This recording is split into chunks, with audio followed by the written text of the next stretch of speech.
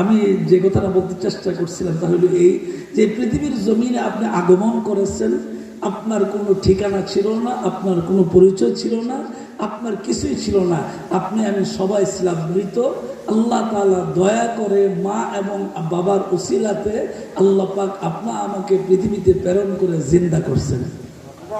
সুবহানাল্লাহ। তো আসতে বললে হবে না তো, আমি বাংলাতে বলছি, কিন্তু আপনি সূরাতুদ দাহারে তাফসীর পড়লে আপনি বিস্তারিত বুঝতে পারবেন। এই সূরাটার তাফসীর পড়লে আপনি বুঝতে পারবেন যে আল্লাহ তাআলা আপনাকে কত আদর করে, কত মায়া করে, কত মহব্বত করে আপনাকে বানাইছেন। সুবহানাল্লাহ। পৃথিবীতে অসংখ্য মানুষ আছে, তাদের দাম্পত্য জীবন আছে, স্বামী স্ত্রী আছে, কিন্তু সন্তান নাই। এরকম আছে না নাই? কথা বলেন। তাহলে আল্লাহ যে আপনাকে আমাকে পাঠাইছেন দয়া করে বাবার উসিলায় মায়ের গর্ভে, এটা কি আল্লাহ সবচেয়ে বড় দয়া না? আল্লাহ সবচেয়ে বড় দয়া। ইয়া মা'শারাল জিন্নি ওয়াল ইনসি ইন ইসতাতা'তুম আন তানফুযু মিন আকতারিস সামাওয়াতি ওয়াল আরদ ফানফুযু লা তানফুযুনা ইল্লা বিসুলতান।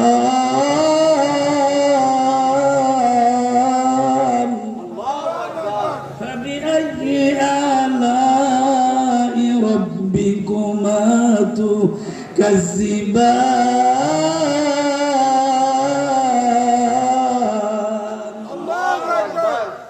পালাইবার মতো কোনো জায়গা আছে?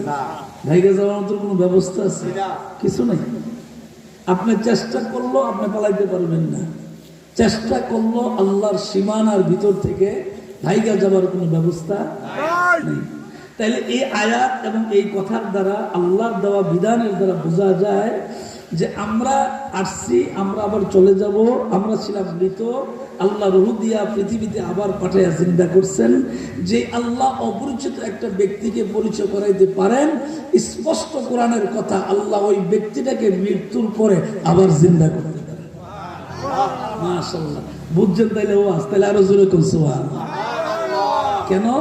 কোন গপ্প চাই না, স্পষ্ট কোরআন হাদিসের কথা হবে। আল্লাহ পাক বলেন, মিনহা খালাকনাকুম ওয়া ফিহা নুঈদুকুম ওয়া মিনহা নুখরিজুকুম তারাতান উখরা। আল্লাহু আকবার। জবান খুলে আল্লাহু আকবার। তাহলে একবার যখন আপনি আল্লাহু আকবার বললেন, আপনার আমলনামায় কমপক্ষে কম হলো 80টা সওয়াব। সুবহানাল্লাহ। আল্লাহ মহান। আপনি কি বলছেন? আল্লাহ মহান। আল্লাহর চেয়ে মহান দ্বিতীয় আর কেউ নেই। মান ইলাহুন গায়রুল্লাহ ইয়াতিকুম বিহ। আল্লাহ আপনাদেরকে আমাদেরকে প্রশ্ন করছেন, এ আমার গোলাম, একটু খেয়াল করো, একটু তালাশ করো, একটু চিন্তা ভাবনা করো, আমার মতো রব কি আর তোমরা খুঁজে পাইবে? সুবহানাল্লাহ। আসলে আল্লাহর মতো রব কি আর কেউ আছে? কেউ নেই। আলহামদুলিল্লাহি রাব্বিল আলামিন। সমস্ত প্রশংসা ওই রবের যিনি তামাম পৃথিবী বানাইছেন। আমার কথা বুঝতে গিয়ে আপনাদের কষ্ট হবে? কথাগুলি কি স্পষ্ট?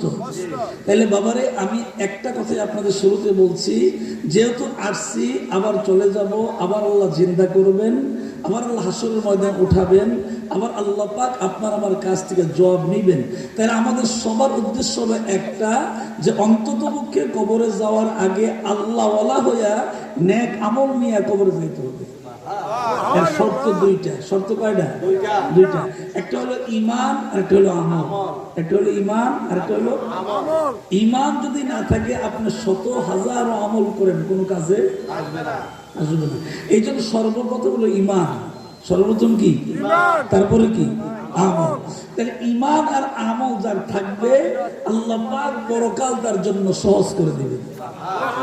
আরো জোরে সুবহানাল্লাহ বলেন, ফাদখুলি ফি ইবাদি ওয়াদখুলি জান্নাতি।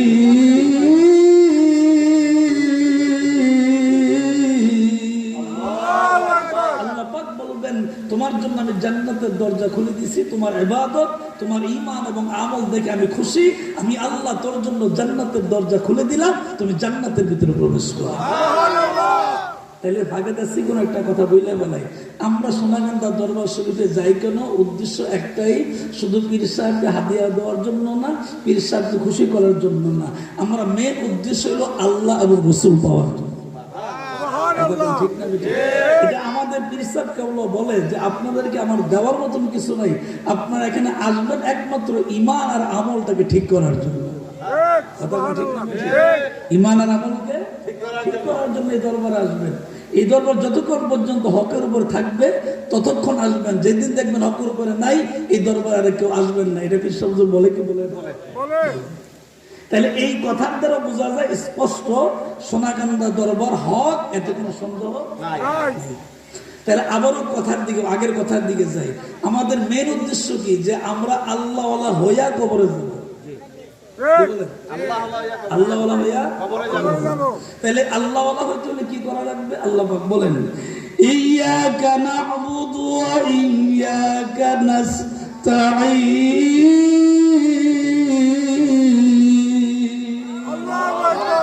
এক নম্বর সত্য হলো ঈমান আনার পরে আল্লাহ পাক বলছেন যে তুমি আমার গোলাম হয়ে যাও। কে বলছেন? আল্লাহ। জোরে বলেন, কে বলছেন?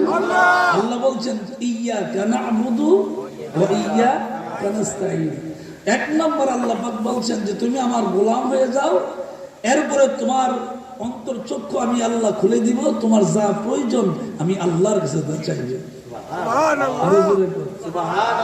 উদাহরণ দিলে ও সহজ বোঝা যায়। আমরা যখন সোনাকান্দা দরবার শরীফে যাই, ফুলের বাগানে চতুর্দিক দিয়ে দাঁড়ায় দাঁড়ায় আমরা কি মরহুম পীর সাহেবের কিছু কিছু চাই না? আল্লাহর কাছে চাই, আল্লাহর কাছে চাই। এটা পীর সাহেব হুজুরেরও কথা, আমাদেরও কথা। আমরা চাইবো কার কাছে? আল্লাহর কাছে। পীর সাহেব কেবলা আব্দুর রহমান হানাফি রহমতুল্লাহ আলাই, আবু বকর মোহাম্মদ শামসুদ রহমতুল্লাহ আলাই, তারা আল্লাহ ওলি ছিলেন, কোনো সন্দেহ নাই। তারা হলো আমাদের উসিলা। তারা হলো আমাদের কি? উসিলার কথা কোন শরীফে আসেনি? আছে। উসিলার কথা কোরআন শরীফে আছে। আর কথা বাইরে যায়। আমি চাইছিলাম কম কম কথা বলতে। উসিলা ছাড়া পৃথিবীতে কোনো জিনিস হয় না। এই যে আজকে আল্লামা হযরত মাওলানা সানাউল্লাহ জাহেদি সাহেবের বারে মাহফিল করা হলো, আচ্ছা উসিলা ছাড়া কি প্যান্ডেল হয়েছে? উসিলা ছাড়া কি স্টেজ হয়েছে? উসিলা ছাড়া কি আমি মাইকে কথা বলতে পারতেছি? তাইলে বোঝা গেল আল্লাহ পাক সব ক্ষমতার মালিক, এতে কোনো সন্দেহ নাই। কিন্তু এর ভিতরে আল্লাহ পাক কিছু উসিলা দিয়েছেন। যেমন আপনার যে কোনো কাজ প্রয়োজন হইলে সরকারিভাবে প্রথম অবস্থায় আপনার ইউনিয়ন অফিসে যাইতে হবে, ঠিক না? তারপরে আরেকটু উন্নত কাগজপত্রের জন্য উপজেলা অফিসে যাইতে হবে, আরেকটু যদি উন্নত কোনো কাগজের প্রয়োজন হয় আপনার জেলা পর্যায়ে যাইতে হবে, এরপরে যদি কোনো মানে যাইতে হয় তাহলে রাষ্ট্রীয় পর্যায়ে যারা বড় বড় চেয়ারে বসে আছেন তাদের কাছে যাওয়া লাগে।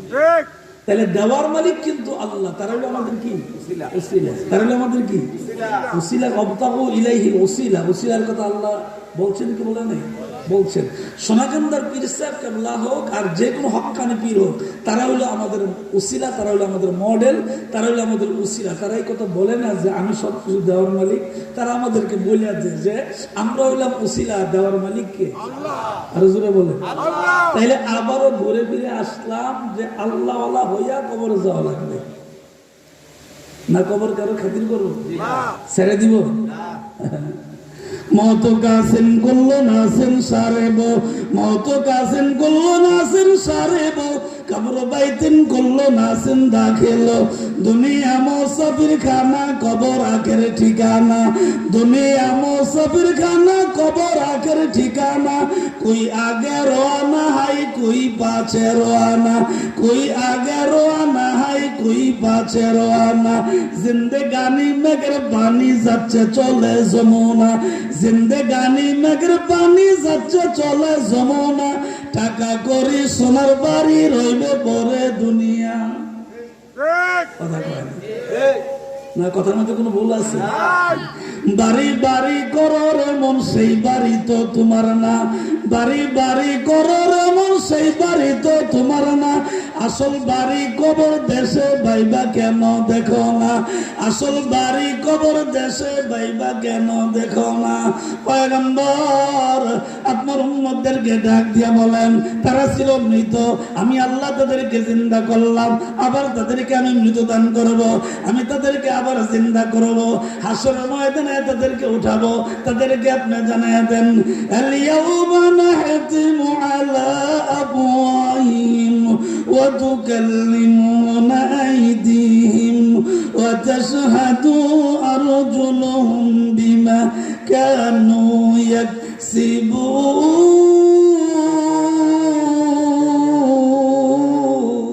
আল্লাহু আকবার। কোনো সমস্যা নেই, কোনো অসুবিধা নেই, আসলে আমি আসলে জোরে আল্লাহু আকবার, জবান খুলে আল্লাহু আকবার।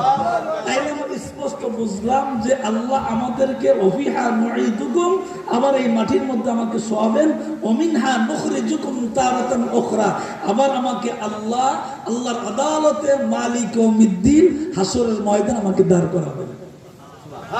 এতে কোনো সন্দেহ আছে কিনা? তাহলে যদি সন্দেহ না থাকে, তাহলে সোনাকান্দার মরহুমে আউয়াল যেরকম আল্লাহ কবরে গেছে, আমরাও জমানা সহবতে বা আউলিয়া, আমরাও তাদের সহবতে আল্লাহ হইয়া কবরে যাওয়া। আরো জোরে কোন? তাহলে আল্লাহ হইয়া যদি কবরে যাইতে হয়, তাহলে লাভটা হবে কি? আল্লাহ নিজেই ঘোষণা দিচ্ছেন, তুমি আল্লাহ হইয়া কবরে আসো, আমি আল্লাহ তোমার জন্য জান্নাতের দরজা খুলে দেব।